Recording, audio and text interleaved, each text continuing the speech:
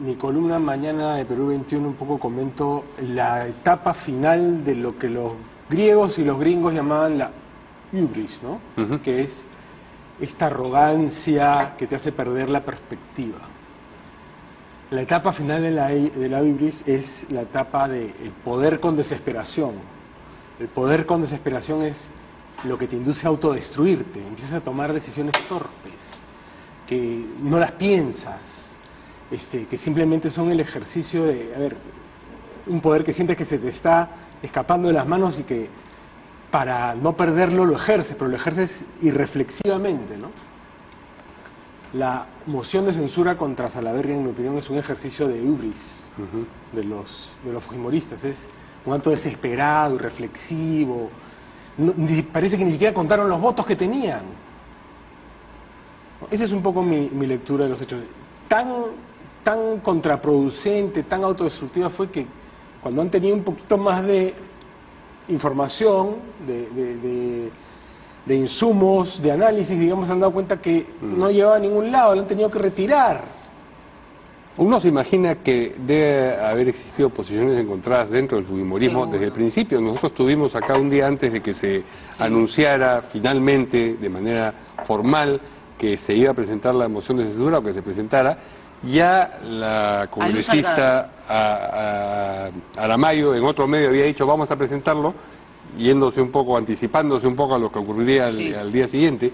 Luz Salgado estaba con nosotros acá y se la notó incómoda, ¿no? Dijo, no solamente porque, digamos, estaban anticipando una noticia que correspondía dar la mañana, y yo pensaría que porque ella todavía no estaba muy convencida. No estaba muy convencida y quería dar la batalla internamente, y eso ya ponía la carreta delante de los caballos, ¿no? Como ahora Rosa Bartra, la congresista, ha dicho que ella no estaba de acuerdo con retirarla. Algo que va a estar de acuerdo. Claro. ¿Cómo no? Entonces, claro, pero digamos, a lo que nos lleva es este desmoronamiento del poder del fujimorismo se traduce en su escisión, en su que se está gestando, en su ruptura, ¿no? Sí, y plantea una pregunta, ¿quién manda ahora en el fujimorismo? En ese fujimorismo, porque Keiko claramente no, pidió desde su encierro que se le diera prioridad inmediata a la emergencia que quería llevar adelante, sacar adelante el Ejecutivo, y eso no ocurrió. Le dijeron, ok, esa es una opinión, pero acá nosotros votamos y decidimos. ¿Hay una autoridad que no estamos distinguiendo dentro del fujimorismo ahora? Creo que el tema es complejo en el análisis porque no solamente se debe centrar en la propia derrota del fujimorismo, sino, por ejemplo, el empoderamiento del presidente del Congreso. Y eso es lo peor que le puede suceder a quien justamente quería aniquilar al considerado adversario. Y entonces es una cosa ridícula decir nosotros no nos sentimos derrotados. O sea que los capitanes de la batalla en que han sido derrotados, ellos dicen no nos sentimos derrotados. O sea, terrible para la conducción de una guerra política. ¿Pero quién dice hemos sido derrotados? De Luz Salgado. No nos sentimos derrotados. No, pero ¿quién lo va a decir? Sí, ha sido una derrota, la verdad, no hicimos bien. Digo, los políticos nunca dicen eso. Es que entonces es un mal político. ¿Por qué? Seguro, hay muchos. Porque si no cae en el ridículo. Y los políticos se deben de cuidar de dos cosas, de la corrupción y del ridículo. Y en este caso se ha producido una ridiculez. Ambas cosas, creo. Y las dos cosas, o sea, corrupción. Mira, entonces ahí se sintetiza las características de la derrota del fujimorismo, ¿no? Pero hay otra cosa, lo que tú has señalado. Internamente se ha producido, a diferencia de lo que tú dices, yo creo que al final se ha producido lo que Keiko Fujimori planteó antes del señalamiento. Ha terminado por imponerse. Claro, cuando dijo... Lo dijo César Campos ayer también. Claro, fuego no se apaga al fuego. Claro. El agua es la que apaga al fuego. Planteando en su tuit de que debería acercarse a las propuestas del presidente. ¿Pero es respeto a lo que dice Keiko lo que los hace retroceder, o la constatación de que están yendo a pegarse contra un muro sin obtener ni siquiera la pequeña meta que querían conseguir? En realidad, en la política lo que manda es los resultados de quién pierde poder y quién gana poder. En este caso, Keiko estaba perdiendo poder cuando la maltrataban diciendo, ella es una militante más, ella no conoce lo que sucede en la calle porque está presa. Claro. Y al final el resultado es justamente lo que Keiko había planteado. Por eso leer el tuit ese que habla del fuego, por favor. Dijo el 2 de enero Keiko Fujimori: si algo he entendido en todo este tiempo es que el fuego se apaga con agua, no con más fuego. Los peruanos necesitan volver a confiar en sus instituciones otra vez. Necesitamos un ministerio público sin dudas ni cuestionamientos, con autoridades que le garanticen a todos los peruanos alcanzar la justicia y la verdad, sin sesgo ni privilegios para nadie. Sí, una cosa que me llamó la atención es cuando Carlos Tubino, que fue el vocero, o es el vocero, planteó que era una cuestión de honor. Sí, también. Entonces yo, primera vez en mi vida larga política, cuestión de honor. Luz Salgado. Entonces, ¿por qué? De la bancada, o sea, y también puede ser cuestión de honor del Comité Ejecutivo Nacional, o cuestión de honor el Comité Regional de Arequipa, ¿no es cierto? Eso, esa visión de que es una cuestión de honor, lleva al ridículo cuando una vez que son derrotados, o sea, mancillado su honor, dice, nosotros no nos sentimos derrotados, ¿no es cierto? Claro. O sea, todo este conjunto de cosas tienen una expresión de que la amalgama del fujimorismo nunca fue la de un verdadero partido político, con una ideología bien discutible, con propuestas programáticas también hechas a la rápida, en fin.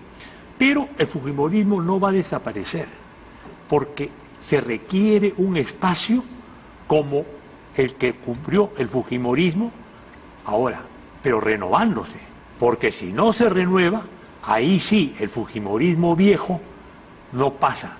Y justamente de nuevo la congresista Bartra dice, no se preocupen porque nosotros tenemos los antiguos fujimoristas, los que van a venir. Aguinaga. O sea, ya pues, o sea, es un disloque de la realidad con lo que tienen acá en la cabeza.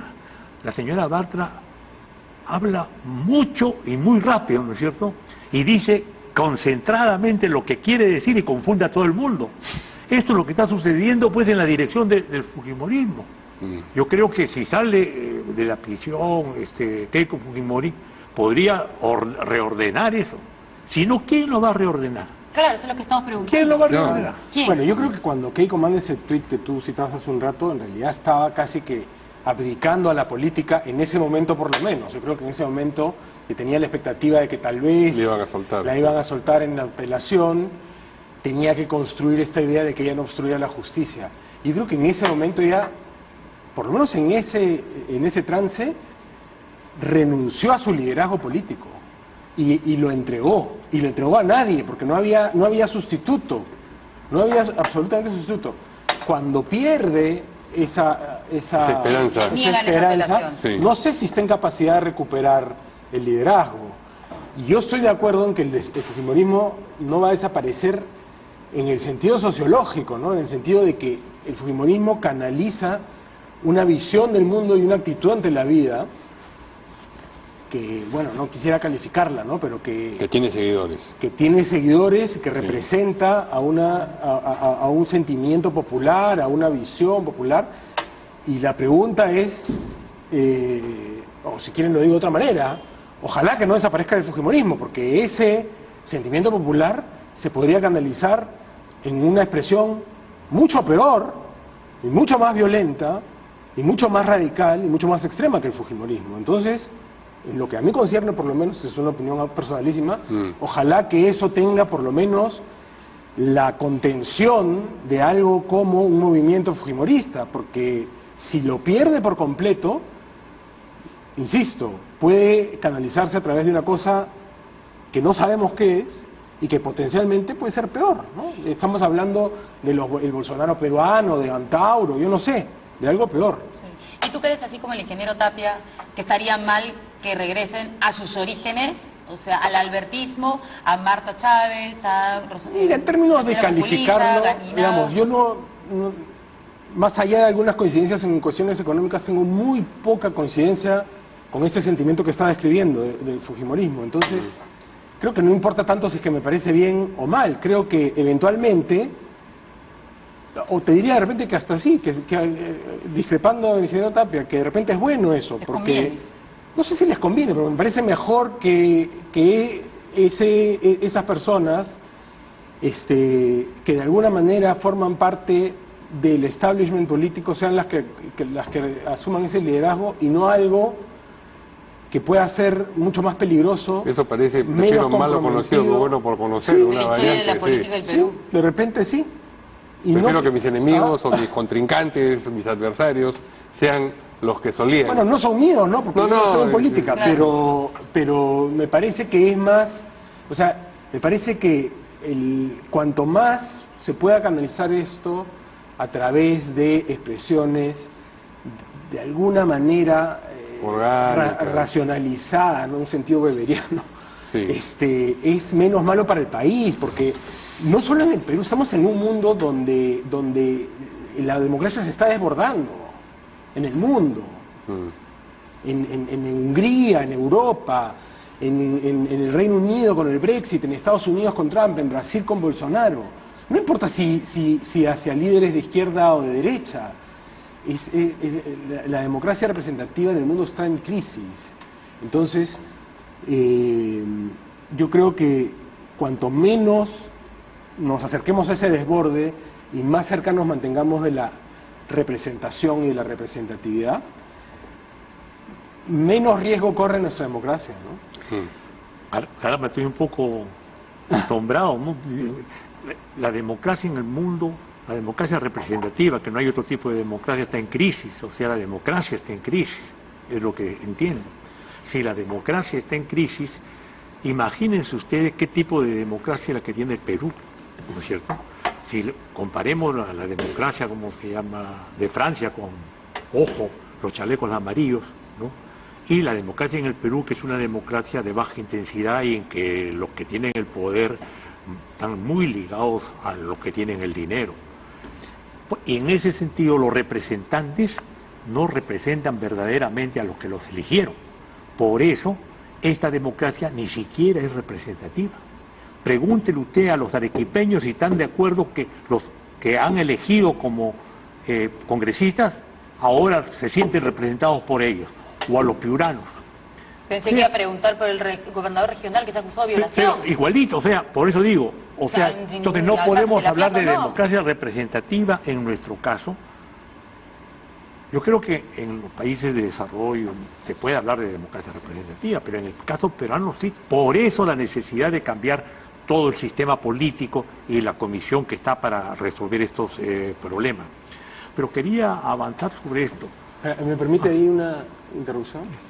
Yo creo que eso es bien discutible. O sea, yo estoy absolutamente de acuerdo con que la democracia peruana es deficiente, precaria, todo lo que quiera. Pero llegar a decir algo así como que la democracia no es en absoluto representativa, me parece que es muy peligroso. Y claro, hay que distinguir entre la reforma y la sustitución. Cuando el presidente Vizcarra convoca a una comisión de reforma que va a canalizar a través de los mecanismos institucionales esas propuestas, se está quedando en un marco normativo e institucional que es el de la Constitución del 93. Si nosotros abrimos esa cancha y decimos la democracia tal como la conocemos no es representativa, por tanto no es democracia, entonces en el Perú estamos en una no democracia, entonces que nos rija cualquier cosa, salgámonos de la Constitución, y eso es la barbarie, ¿no? Entonces yo ahí sí discrepo frontalmente. Creo que debemos mantenernos dentro del cauce constitucional, hacer los cambios que se puedan hacer de una manera racionalizada nuevamente y obviamente buscando que esa representatividad sea más leal, más representativa, pues valga la redundancia, y tratando de mejorarla, ¿no? Vía evolución, no vía revolución. Curiosamente, yo he utilizado la frase que tú la has dicho. La democracia representativa es la que está en crisis a nivel del mundo. Eso es lo que tú has dicho. Entonces yo lo que digo, si a nivel del mundo, y has puesto el ejemplo de Rumanía, Polonia, imagínense a usted la crisis que tiene esta democracia, que si una de las cosas más saltantes que se da es que no es una verdadera democracia representativa. No meta lo de la revolución, evolución, eso podemos discutirlo filosóficamente, ¿ya? Pero es otra cosa, estamos hablando de política. Y en la política lo que el pueblo exige es que verdaderamente exista una democracia que conciba que la opinión del pueblo sea representada en la Cámara, en el Congreso, porque si no, hay un distanciamiento entre la ciudadanía y los poderes. ¿Cómo? ¿No? ¿Cómo? Creo que el presidente Martín Vizcarra ha comenzado. Él ha empezado a desarrollar un tipo de política no partidaria, político-social. Lo nuevo en el Perú es que la política tiene que anidarse a lo social.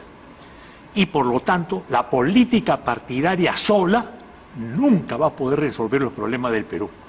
Tampoco, esto no quiere decir que los partidos no existan, deben de modificarse, etcétera. Pero ya no bastan con los partidos del viejo tipo, que los partidos sean los que decidían.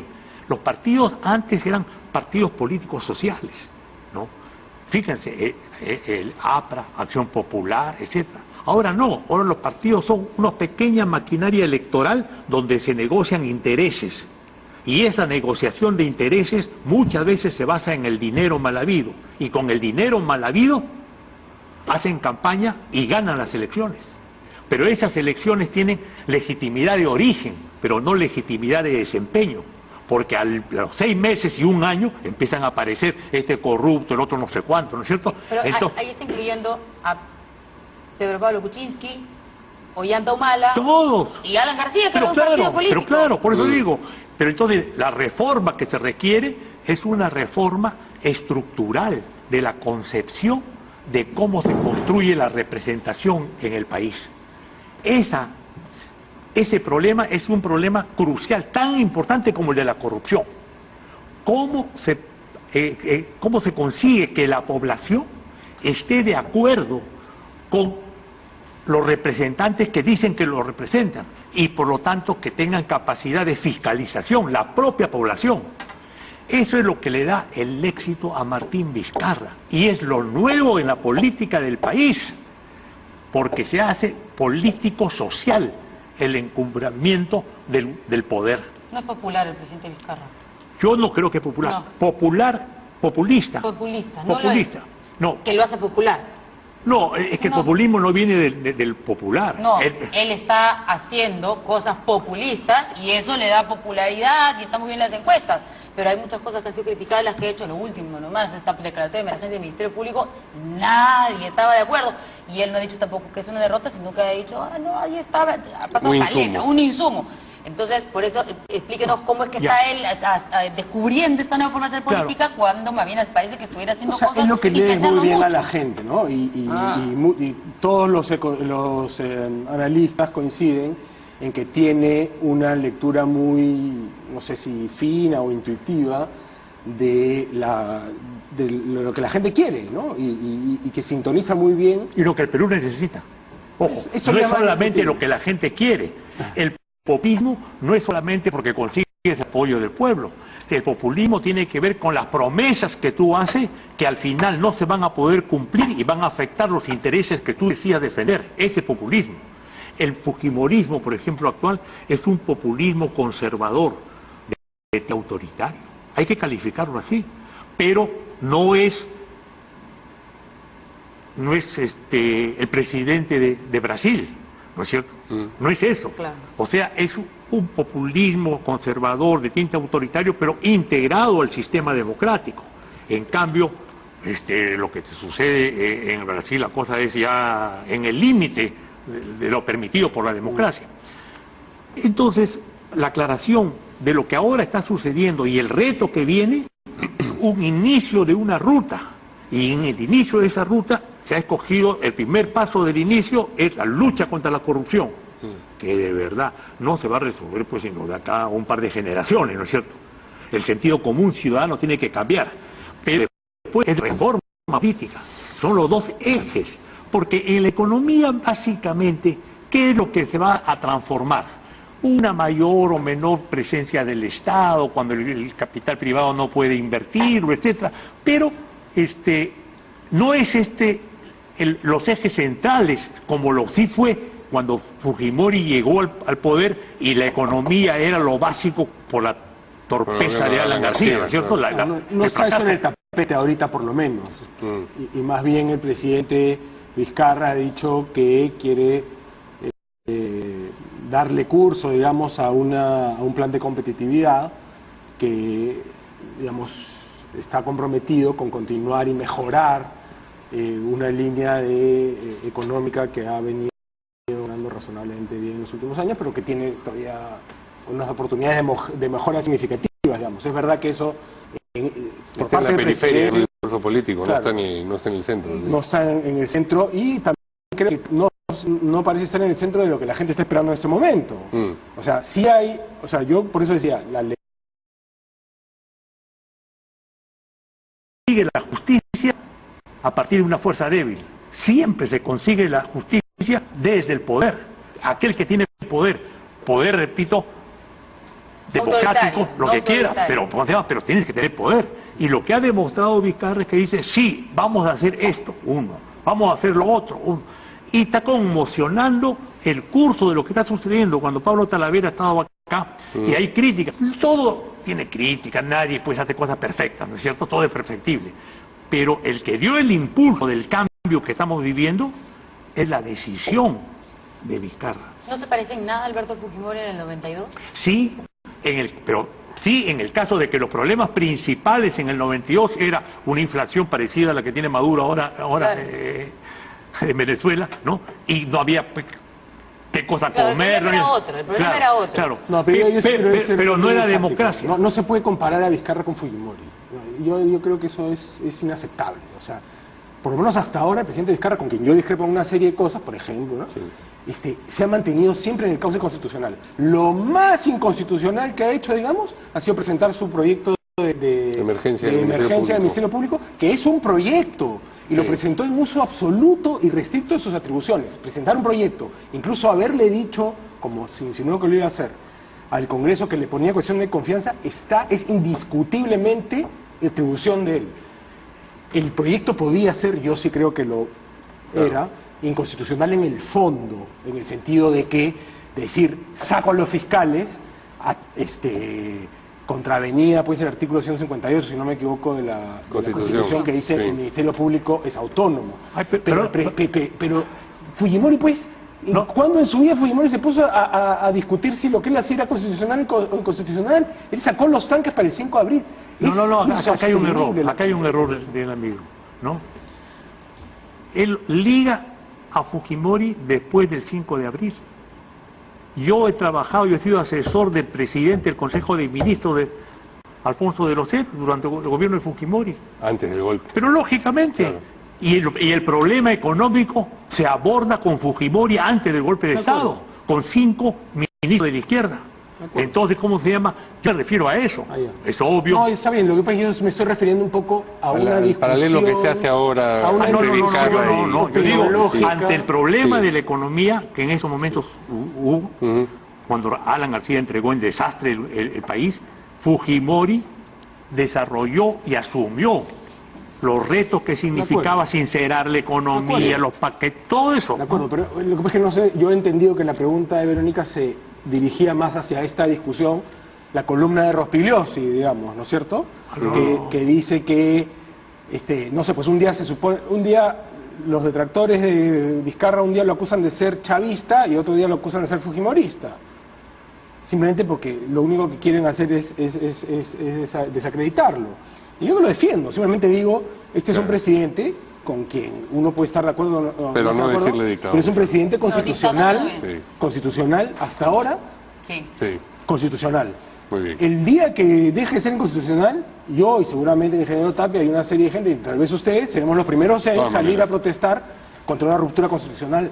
Pero el presidente Vizcarra no ha liderado ninguna ruptura constitucional hasta el momento. Muy bien, tenemos que ir a nuestro espacio de todos los días, así es la mesa. Volvemos en un momento.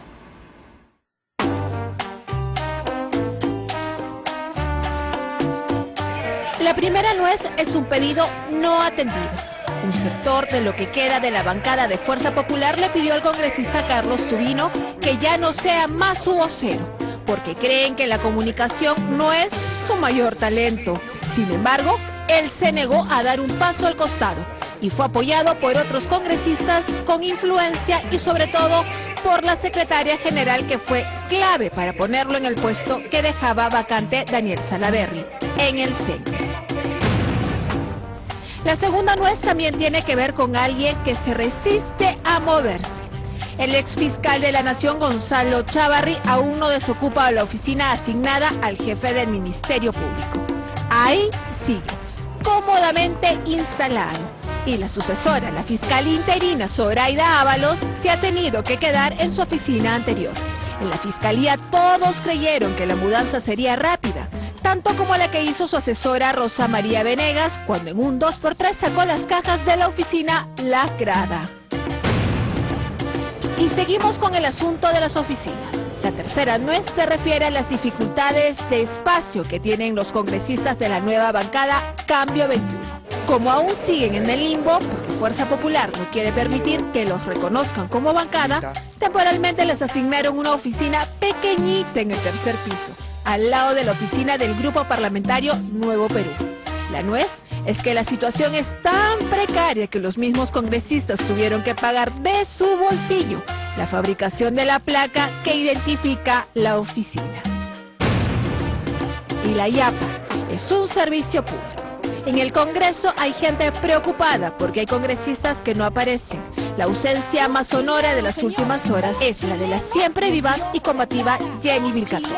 Y en su tuit solo habla de Odebrecht, ni una palabra del partido naranja. Así es la nuez.